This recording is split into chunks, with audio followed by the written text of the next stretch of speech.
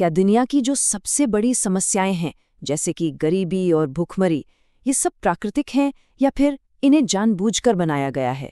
आज हम कर्मा नायक के 18 साल लंबे शोध में इसी गहरे सवाल में उतरने वाले हैं।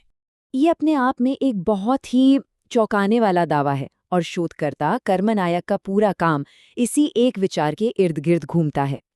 तो चलिए जरा इसे डीकोड करते हैं कि आखिर इसके पीछे की सोच क्या है।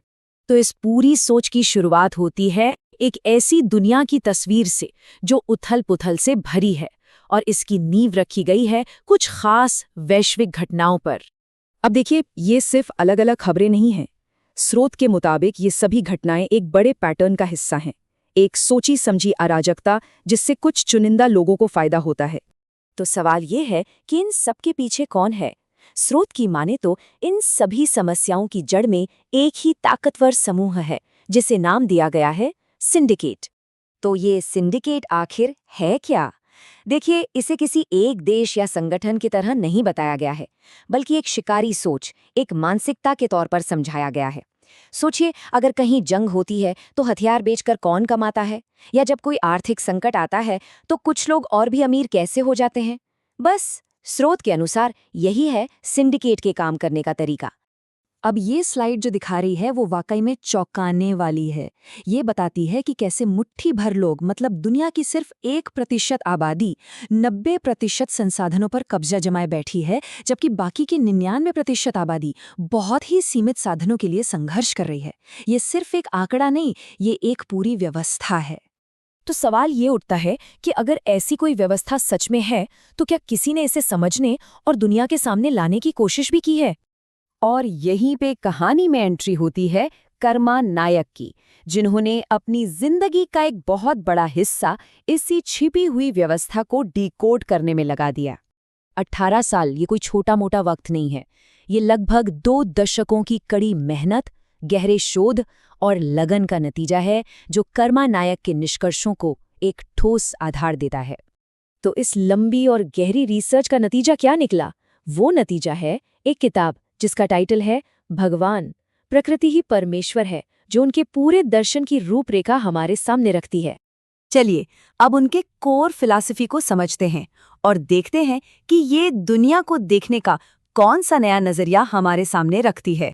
ये स्लाइड एक बहुत ही दिलचस्प फर्क बताती है। हम आमतौर पर पाप को एक मजहबी या नैतिक गलती मानते हैं, है ना? लेकिन नायक का दर्शन इसे बिल्कुल अलग तरीके से देखता है। उनके मुताबिक ये प्रकृति के नियमों को तोड़ने जैसा है, ठीक वैसे ही जैसे किसी कंप्यूटर के कोड में गड़बड़ी कर देना। तो सवाल ये है कि अगर सिंडिकेट इतना ही गलत है, तो वो इतना कामयाब कैसे है? इस कोट के मुताबिक वजह यह है कि उन्होंने समाज को चलाने वाले सिस्टम्स को ही हाईजैक कर लिया है। मतलब शिक्षा, कानून और संसाधन सब उनके कंट्रोल में हैं। लेकिन बात सिर्फ प्रॉब्लम गिनाने पर खत्म नहीं होती। ये दर्शन एक समाधान, एक रास्ता भी दिखाता है, जिसे नाम दिया गया है हीरा नागपुर उलगुलान, जिसका मतलब है एक बौद्धिक विद्रोह। और ये कोई हथियारों वाली क्रांति नहीं है, बल्कि दिमागी और वैचारिक क्रांति है। इसका रास्ता 4 कदमों से होकर गुजरता है। सबसे पहले इस आर्थिक नरसंहार को समझना, फिर इस हाईजैक किए हुए सिस्टम को सिरे से नकार देना, तीसरा प्रकृति के जो नियम हैं उन्हें अपनाना, और आखिर में अपने ज्ञान के दम पर अपना राज यानी सच्ची आज़ादी हासिल करना। और ये नारा अपन बुद्धि से अपन राज इस पूरी सोच का निचोड़ है। ये कहता है कि असली ताकत या आज़ादी किसी और से नहीं, बल्कि अपनी समझ और अपने ज्ञान से ही मिलती है। तो अगर इस विषय के बारे में और गहराई से जानना है, तो लेखक ने अपने काम को कई प्लेटफॉर्म्स पर उपलब्ध कराया है। उनकी किताब आपको Amazon ऑथर स्टोर और उनके ऑफिशियल इंस्टा मोजो स्टोर पर मिल जाएगी। और अगर सीधे संपर्क करना हो तो उसके लिए ईमेल भी दिया गया है। और सिर्फ इतना ही नहीं, इस काम और इस सोच पर जो बातचीत चल रही है, उसका हिस्सा बनने के लिए आप उन्हें अलग अलग सोशल मीडिया प्लेटफॉर्म्स पर भी फॉलो कर सकते हैं। और आखिर में ये पूरा विश्लेषण हमें एक बहुत बड़े सवाल के साथ छोड़ जाता है। सोचिए, क्या हो अगर सबसे बड़ी लड़ाई हथियारों से नहीं, बल्कि समझ से लड़ी जाए?